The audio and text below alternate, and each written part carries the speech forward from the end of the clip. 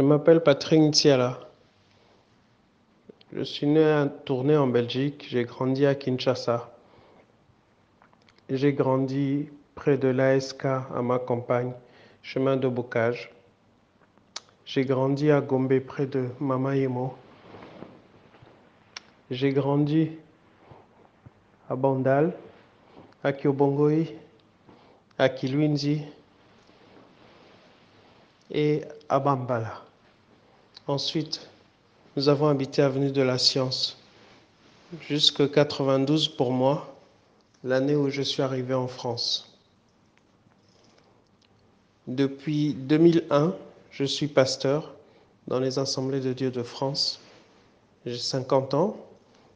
Je suis marié à Françoise et nous avons 2 enfants de 15 et 11 ans. Ce moment d'audio que je voudrais faire, mes bien-aimés, mes amis, mes frères, c'est juste pour se conscientiser sur l'essentiel. Depuis vendredi matin, je suis hospitalisé à l'hôpital d'Angoulême suite à une infection au coronavirus. Je ne saurais pas dire comment j'ai été infecté, qui m'a infecté, comment ça s'est passé. Je ne crois pas que ça pourrait changer quoi que ce soit. Mais la seule chose que je voudrais vous dire, c'est que ce long tunnel que je passe en ce moment m'a fait réaliser beaucoup de choses et ces choses, je veux vous en faire profiter sans que vous passiez par le coronavirus. Je vous garantis, mes frères, mes sœurs, mes amis, mes bien-aimés, aimons-nous vivants, aimons-nous vivants.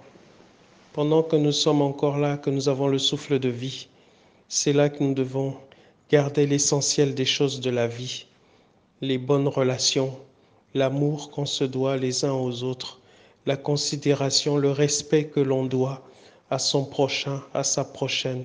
C'est essentiel, c'est essentiel. Parce que quand tu te retrouves dans une chambre d'hôpital ici, j'expliquais à Thierry, mon frère, je suis dans ma chambre d'hôpital, je fais 6 pas pour aller jusqu'à la fenêtre et j'ai besoin de 1 heure pour pouvoir récupérer. C'est quelque chose d'inédit. J'ai jamais vécu ça de ma vie. Un tel degré de fatigue. Donc, mes bien-aimés, lorsqu'on nous parle de confinement, lorsqu'on nous parle de mesures d'éloignement, etc., les mesures sanitaires qui sont proposées, ce n'est pas pour nous embêter, c'est pour nous protéger. Le personnel médical nous dit, protégez-nous en restant chez vous. Ces hommes, ces femmes prennent des risques pour leur propre vie, pour nous soigner. Donc c'est à nous aussi de les aider en étant responsables. En étant responsables. Je vous garantis, je ne sais pas pour vous, mais pour ma propre vie, comme on dit en lingala, na teyami, ça m'a appris que la vie ne tient à rien du tout. Et je crois que c'est important de réaliser que quand tu viens au monde, c'est quelqu'un d'autre qui te lave, c'est quelqu'un d'autre qui te donne à manger, c'est quelqu'un d'autre qui prend soin de toi. Tu n'es pas autonome. Et à mon dernier souffle, quelqu'un d'autre me lavera, quelqu'un d'autre m'habillera, quelqu'un d'autre prendra soin de moi. Donc entre la naissance et la mort, pourquoi est-ce que je ferai le beau? Pourquoi je ferai le fanfaron? La vie appartient à Dieu. On n'est que passagers sur cette terre. Prenons soin les uns des autres. Mais je redis, ces mesures que le gouvernement prend, que les autorités sanitaires prennent, prenons-les vraiment très au sérieux. Excusez-moi de dire ça comme ça, mais ce corona, c'est une vraie cochonnerie. Une vraie cochonnerie. Donc, tous ceux qui sont passés par là, ils savent de quoi je parle. Et aujourd'hui, je vais mieux. Je n'ai plus besoin d'assistance respiratoire.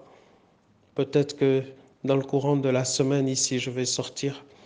Prenez soin de vous. Prenez soin des vôtres. Aimez-vous ardemment et ayez du regard, ayez de l'égard pour votre prochain. C'est un humain comme vous. C'est un humain que Dieu aime aussi. C'est un humain que d'autres aiment et d'autres comptent sur lui aussi. Que Dieu vous bénisse abondamment. Mes pensées vont vers tout ce qui passe par le deuil dans ces moments. Avec le confinement, c'est très très compliqué. Mes pensées vont vers les autres collègues aussi qui passent par le corona et par d'autres maladies. Le corona n'a pas effacé les autres maladies. Je pense à vous tous qui êtes sur les lits d'hôpitaux, qui êtes en difficulté financière, en difficulté physique, en souci de santé, en souci financier peut-être. Que Dieu vous bénisse, que vous puissiez être forts, que le Seigneur vous restaure. Mes pensées vont vers vous et je prie pour vous. Que Dieu vous fasse grâce. À très bientôt et merci Thierry de me permettre d'apporter ce témoignage. À très bientôt. Que Dieu vous bénisse. C'est Patrick Ntiala, votre serviteur, votre frère.